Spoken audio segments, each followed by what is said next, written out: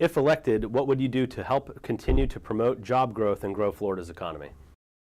Well, in order to stay competitive, I think that we need to do everything we can in Florida to reduce taxes, to alleviate those sorts of burdens on businesses and small businesses. We need to be very careful about the regulations that we have, because regulations stifle innovation and growth. And so we need to take a careful look at any sort of regulations we have in the state of Florida. The other thing we need to do is, of course, is to look internationally to try and determine a way to grow Florida's markets.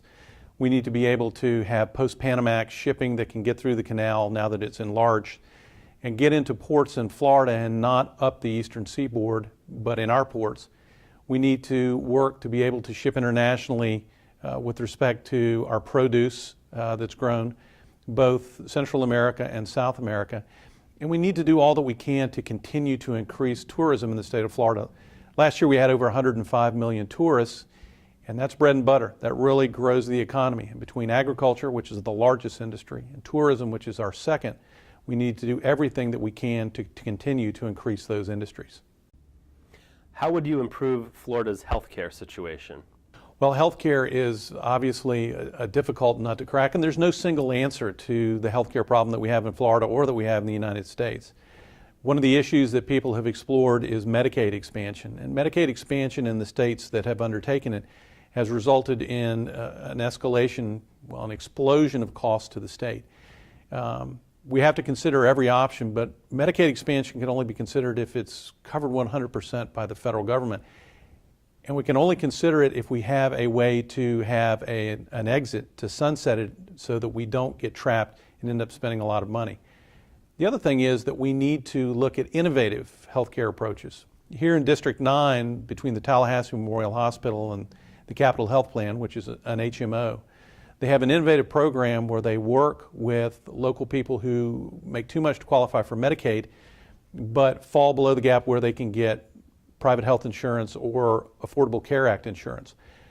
By being careful with the care that's given, they're able to provide that health care at a greatly reduced cost. And finally, the last thing that we need to look at is scope of care, whether it's telemedicine to our rural citizens or increasing the ability to use nurse practitioners and physician's assistants. But again, there's no easy answer. It's going to take a lot of different approaches by a lot of different people.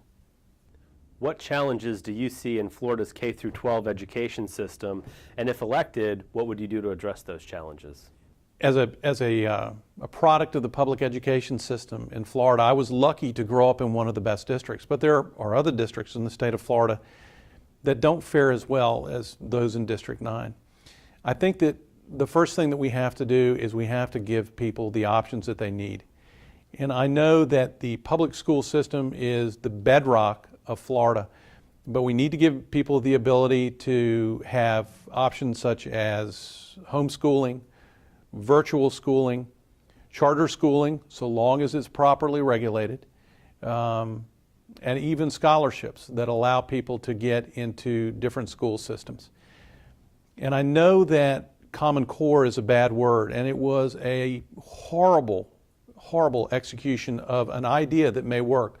We have to have a set of standards so that our students can compete on the world education stage.